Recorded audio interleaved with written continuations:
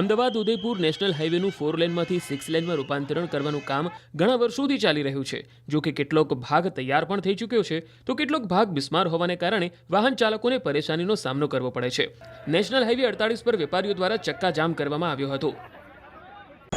સાબરકાંઠા જિલ્લામાં વરસાદને લઈને હાઈવે ઉપર ઠેર ઠેર ખાડા પડ્યા છે। તો વાત કરીએ સરકારી વિસ્તારમાં જે વરસાદી પાણી ભરાવાને લઈને ખાડા પડવાને લઈને સ્થાનિકો દ્વારા આજે ચક્કાજામ કરવામાં આવ્યો હતો અને જેના કારણે અત્યારે છેક દૂર સુધી લાઈનો દેખાઈ રહી છે। 3-4 કિલોમીટર સુધી ટ્રાફિક જામના દ્રશ્યો છે। તો તે એક જાગૃત નાગરિક કે અનોખો વિરોધ કરી રહ્યા છે। તમે દ્રશ્યોમાં જોઈ શકો છો તે પ્રમાણે જે એક જાગૃત નાગરિક છે તે અનોખો વિરોધ કરી રહ્યા છે કે વારંવાર જે રજૂઆત છતાં પણ કોઈ નિવેડો ન આવતા આખરે જે જાગૃત નાગરિકે પાણીમાં બેસીને વિરોધ કરવાનું શરૂ કર્યું છે। ખાસ કરીને આપણે જાગૃત નાગરિક જોડે વાત કેમ વિરોધ કરી રહ્યા છો, કારણ શું હોય છે? વિરોધ તમે પણ જોઈ શકો છો, સરકારી કર્મચારીઓ પણ જોઈ શકે છે। આ મારે બેઠો છું અત્યારે હાલમાં એટલું પાણી છે, હું તરી શકું છું આ રોડ ઉપર। આ રોડ છે કે તળાવ છે એ ખબર નથી પડતું। વારંવાર અહીંયા અકસ્માત થતા હોય, પછી રાજસ્થાનના દર્દીઓ અહીંયા હોસ્પિટલોમાં આવતા હોય, એમને 1-2 કલાક સુધી એમ્બ્યુલન્સને ફસાઈને રહેવું પડતું હોય। ઘણા દર્દીઓના મોત થતા હોય।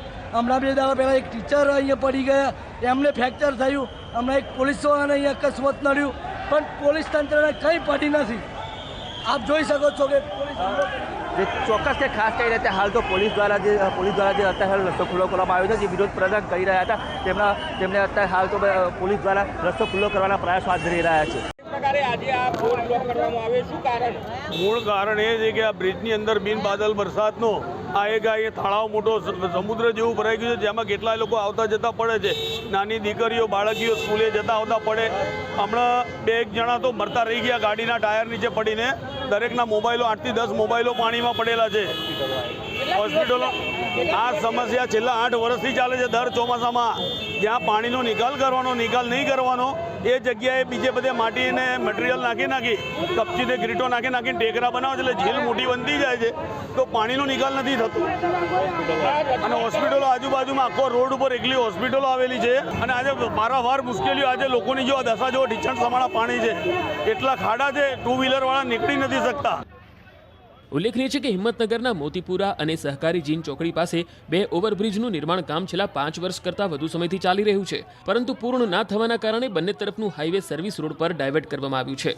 તો સર્વિસ રોડ બિસ્માર બનવાને લઈ વાહન ચાલકો તેમજ રાહદારીઓ પારાવાર મુશ્કેલીનો સામનો કરી રહ્યા છે।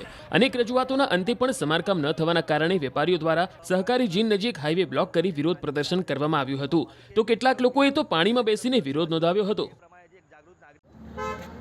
જે સહકારી જીન નેશનલ હાઈવે 8 ઉપર જે ચક્કાજામ થયો તેમાં લોકોને અત્યારે હાલ ખૂબ જ હાલાકી થઈ રહી છે। થોડા સમય પહેલાં પોલીસ કોન્સ્ટેબલનું ત્યાં અકસ્માત પણ થયેલું અને મૃત્યુ પણ પામેલા। અત્યારે હાલની પરિસ્થિતિમાં જોતાં થોડો વરસાદ પડે છે તો પણ પાણી પુષ્કળ પ્રમાણમાં ભરાઈ જાય છે। ખાડા બી બહુ મસમોટા પડેલા છે। કોઈ પણ મોપેડ અથવા તો ચાલીને જઈ શકાતું નથી અને હાલ એવી પરિસ્થિતિ છે કોઈ પણ વસ્તુ લઈ જાય છે તો પણ વ્યક્તિ ત્યાં પડી જાય છે, એના લીધે વસ્તુને પણ નુકસાન થઈ રહ્યું છે અને એ વ્યક્તિને પણ ઈજાગ્રસ્ત થઈ રહ્યા છે। બીજું, આ વસ્તુ આજની નથી પણ ઘણા સમયથી આ તકલીફ ચાલી રહી છે અને દર ચોમાસું આવે છે ત્યારે આ તકલીફો આપણે આવીને ઊભી રહે છે। એના સિવાય આપણે જ્યારે પણ કોરું પડે છે, જ્યારે વરસાદ નથી હોતો ત્યારે પણ એમનો જે ડસ્ટ છે એ ડસ્ટ ખૂબ જ ઉડી રહ્યો છે, લોકોને નુકસાન થઈ રહ્યું છે, આરોગ્યમાં પણ એમને નુકસાન થઈ રહ્યું છે। એટલે હવે આ જે છે સામાન્ય જનતા એનેથી સહન થઈ શકતું નથી અને ખૂબ સહન કર્યું છે અત્યાર સુધી।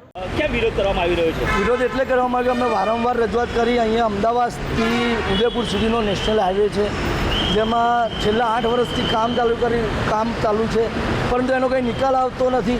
એજન્સીઓને નોટિસ આલીને છોડી મૂકવામાં આવે છે। જો આ તાત્કાલિક નિકાલ નહીં આવવાના, ખાડા 1-1 ફૂટના નહીં બુરાય તો અમે ટૂંક સમયની અંદર આરએમબીનો પણ ઘેરાવ કરીશું। પ્રદર્શન કરી રહેલા 5 પ્રદર્શનકારીઓને હિંમતનગર A ડિવિઝન પોલીસ દ્વારા અટકાયત કરવામાં આવી હતી। સાથે જ ટોળાને વિખેરવાની ફરજ પડી હતી। અંતે પોલીસ દ્વારા ટોળું વિખેરીને ટ્રાફિક પૂર્વવત કરવામાં આવ્યો હતો।